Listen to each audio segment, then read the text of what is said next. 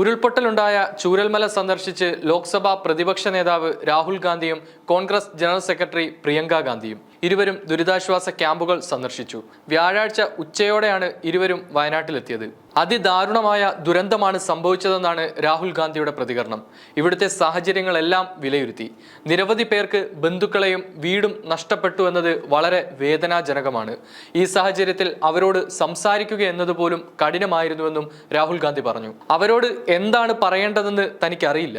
പ്രയാസകരമായ ദിവസമാണ് എന്നെ സംബന്ധിച്ച്. എല്ലാ സഹായവും എത്തിക്കും. പുനരധിവാസം ഉറപ്പാക്കണം. സർക്കാർ ഗൗരവത്തിലെടുക്കുമെന്ന് പ്രതീക്ഷിക്കുന്നു. രക്ഷാപ്രവർത്തനം ഇപ്പോഴും പുരോഗമിക്കുകയാണ്.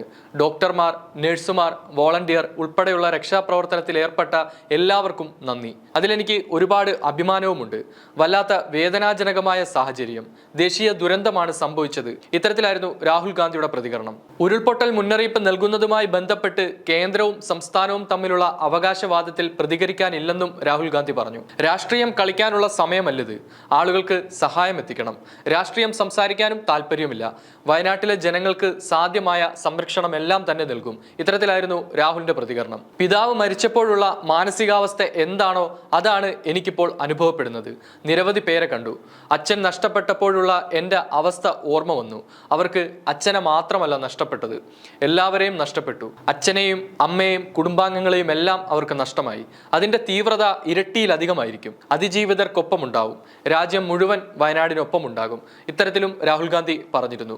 അതേസമയം വയനാട്, മുണ്ടക്കൈ, ചൂരൽമല എന്നിവിടങ്ങളിലെ ഉരുൾപൊട്ടൽ ദുരന്തം ഏറെ വേദനാജനകമെന്ന തരത്തിലാണ് കോൺഗ്രസ് ജനറൽ സെക്രട്ടറി പ്രിയങ്ക ഗാന്ധി പ്രതികരിച്ചത്. വയനാട് നടക്കുന്ന രക്ഷാദൗത്യത്തിൽ അഭിമാനമുണ്ടെന്നും പ്രിയങ്ക ഗാന്ധി പറഞ്ഞു. മേപ്പാടി വിംസ് ആശുപത്രിയിൽ കഴിയുന്നവരെ സന്ദർശിച്ച ശേഷം മാധ്യമപ്രവർത്തകരോട് സംസാരിക്കുകയായിരുന്നു പ്രിയങ്ക ഗാന്ധി. ഒരുപാട് ആളുകൾ ദുരിതം അനുഭവിക്കുന്നുണ്ട്. അവർക്ക് വേണ്ടി എല്ലാവരും മുന്നിട്ടിറങ്ങണം. പുനരധിവാസത്തിനുൾപ്പെടെ ശാശ്വത ഇടപെടലുകൾ വേണമെന്നും പ്രിയങ്ക പറഞ്ഞു. ഇന്നലെ ദുരിതബാധിത മേഖല സന്ദർശിക്കാൻ രാഹുലും പ്രിയങ്കയും തീരുമാനിച്ചിരുന്നു.